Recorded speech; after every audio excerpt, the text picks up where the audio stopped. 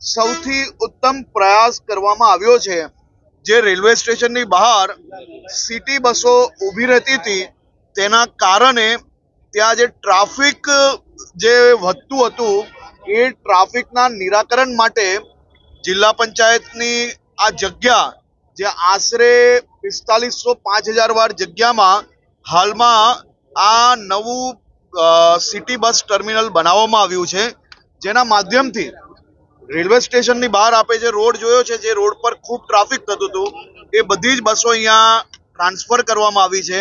એટલે રોડ હવેથી ખુલ્લો થશે અને બીજું બી ત્યાં અનેક ટેકનિકલ કામો ચાલી રહ્યા છે। આવનારા દિવસોમાં એ કામગીરી બી કરવામાં આવશે, જેથી લોકોનો ટ્રેન પકડવામાં જે ક્યાંક મોડું વહેલું થતું હોય તો એવું ના થાય અને સમયસર એ લોકો રેલવે સ્ટેશન પહોંચી શકે તે માટે આ વ્યવસ્થાઓ કરવામાં આવી રહી છે। બીજું કે ડેલીના હજારો વાહનો જેનું પેટ્રોલ ડીઝલ આના કારણે ખૂબ મોટા પ્રમાણમાં બચશે, જે શહેર માટે આપણી ઇકોનોમી માટે ખૂબ જ ઉપયોગી છે।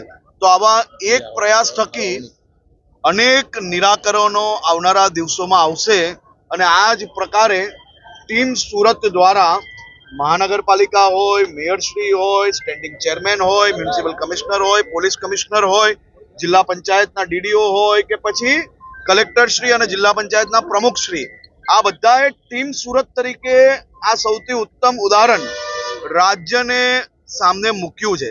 કારણ કે રાજ્ય સરકારના કોઈ બી પ્રકારના હસ્તક્ષેપ વગર લોકલ ટીમે સાથે મળીને આ એક ઉત્તમ ઉદાહરણ રાજ્યમાં પેશ કર્યું છે। તે બદલ આખી ટીમ સુરતને હું ખૂબ ખૂબ અભિનંદન આપું છું।